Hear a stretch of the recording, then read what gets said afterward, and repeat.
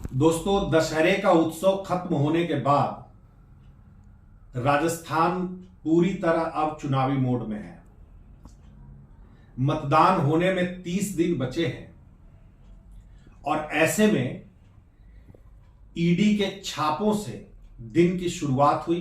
कांग्रेस के प्रदेश अध्यक्ष गोविंद सिंह डोटासरा, उनके यहां छापा पड़ा जो कि पेपर लीक मामले में बताया जा रहा है। दूसरी तरफ जो मुख्यमंत्री अशोक गहलोत है, उनके बेटे वैभव गहलोत को समन किया गया है। कांग्रेस ने काफी इस मुद्दे को उठाया है कि ये ईडी के छापे चुनावी हैं।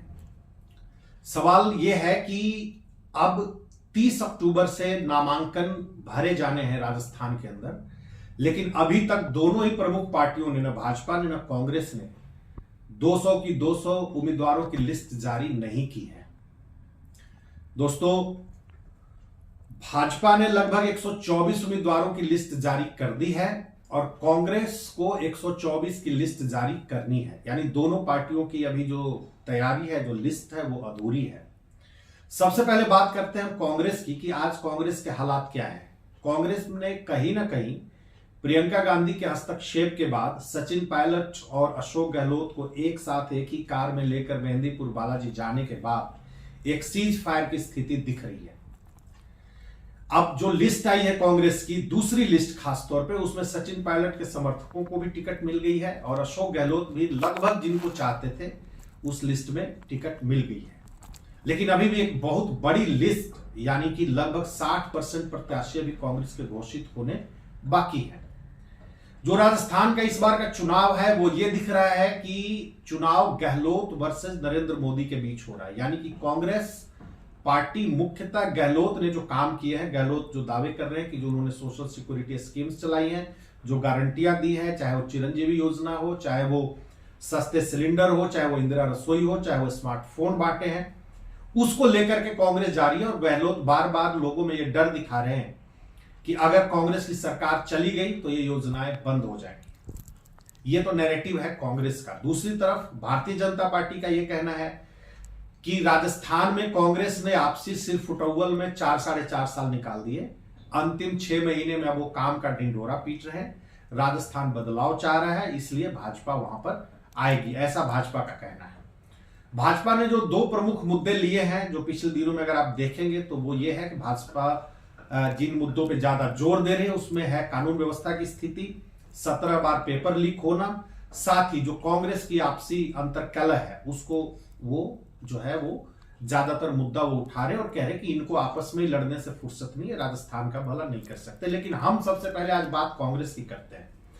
देखिए, एक बात तो साफ है कि गहलोत ने जिस तरीके से कैंपेन किया है और जिस तरह की वो सोशल सिक्योरिटी की या लोगों को जो है लाभार्थीवाद को लेकर के वो जनता के बीच है, गहलोत की स्थिति 2013 जैसी तो नहीं होगी। 2013 में 200 में से 163 सीटें भाजपा ने जीती थी, कांग्रेस महज 21 पे रह गई थी। तो वैसी स्थिति तो नहीं होनी है, एक बात तो साफ है। दूसरी बात यह है कि क्या कांग्रेस उस स्थिति में है कि एक बार दोबारा से सरकार बना ले। तो फिलहाल अगर आप सभी राजस्थान के सभी 5 संभागों को देखेंगे, जैसा कि हम लोगों ने देखा है, तो कांग्रेस अभी उस स्थिति में वहां नहीं दिख रही है। सिर्फ एक शेखावटी में थोड़ी कांग्रेस मजबूत दिख रही है। बाकी के सभी प्रमुख 4 संभागों में, चाहे वो ढूंढाड़ है, चाहे मेवाड़ है, मारवाड़ है, हड़ौती है, सब जगह भाजपा को कहीं ना कहीं एक एज अभी तक दिख रहा है। लेकिन कांग्रेस कोशिश करेगी कि भाजपा ने चूंकि इस बार चेहरा नहीं पेश किया, वसुंधरा राजे का क्या होगा। हालांकि उनको टिकट मिल गई है, उनके समर्थक क्या करेंगे, क्या सचमुच भीतरघात होगा, उस पर कांग्रेस की निगाहें टिकी हुई है। यानी कि सोशल सिक्योरिटी के अलावा अगर कोई दूसरी चीज जो कांग्रेस जिस पर भरोसा कर रही है वो ये है कि भाजपा के अंदर, और पहली लिस्ट आने के बाद जब 7 सांसदों को लिस्ट दी गई थी तो कम से कम 1.5 दर्जन जगहों पर बगावत देखने को भी भाजपा के अंदर मिली। लेकिन दूसरी लिस्ट से उन्होंने संभाला। बात भाजपा की करते हैं। पहली लिस्ट की बगावत से भाजपा ने क्या सीखा? भाजपा ने यह सीखा कि जो केंद्रीय संसदीय कार्य मंत्री है प्रहलाद जोशी, जो कि राजस्थान के इस चुनाव के प्रभारी भी, उन्होंने एक रिपोर्ट दी, जो इंटरनल रिपोर्ट की, जिसकी चर्चा है कि वसुंधरा को किसी तरीके से साथ लीजिए।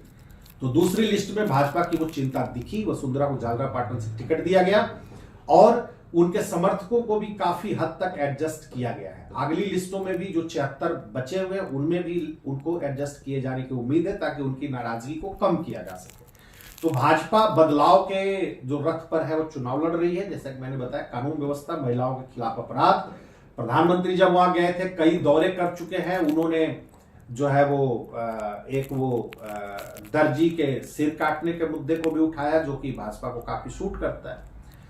जो अभी तक ओवरऑल जो तस्वीर उभर कर आ रही है, वो तस्वीर चाहे आप चैनलों के सर्वे को देख रहे, सट्टा बाजार को देख ले, बाकी आप राजस्थान में घूम कर देख ले, तो जो अभी स्थिति लग रही है वो ये लग रही है कि भाजपा 110 या उससे प्लस सीटें 200 में ले सकती है अगर आंतरिक समन्वय बना रहा तो।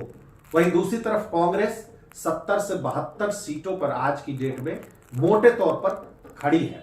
तो ऐसी स्थिति में कांग्रेस के सामने चुनौती होगी इस 72 को 100 तक ले जाने की, और भाजपा की चुनौती है 110 को सस्टेन करने की और उससे उसको आगे बढ़ाने की। लेकिन ये चुनाव नरेंद्र मोदी के चेहरे पर हो रहा है। नरेंद्र मोदी ने साफ नारा दिया, जैसा कि आप जानते हैं, कि कमल ही उम्मीद है और कमल ही उम्मीदवार है। लेकिन भाजपा के लिए सरदर्द है, बहुत सारी जगहों पर जो चीजें सामने आ रही हैं कि वहां पर उनके बागी जो टिकट की उम्मीद में थे उनको टिकट नहीं मिली और सांसदों को दे दिया या किसी और को दे दिया, चाहे वो तिजारा है, चाहे वो कोटपुतली है, चाहे वो और भी इलाके हैं, चाहे वो नरपत सिंह वाला मामला है, चाहे दिया कुमारी का मामला है, कि ऐसी जगहों पर भाजपा के बहुत सारे लोग उतर रहे। इलेक्शन वास्तव में तभी शेप लेगा जब नामांकन शुरू होंगे और 200 के 200 प्रत्याशी सामने होंगे, आमने सामने होंगे, कांग्रेस के भी और भाजपा के भी। लेकिन फिलहाल मोमेंटम जो है वो भाजपा के पक्ष में है, लेकिन ये इस बात पर निर्भर करेगा कि क्या वो उसको कायम रखते हैं और क्या उसको वो ले जाते हैं 25 नवंबर तक, यानी कि जिस दिन मतदान हो रहा है।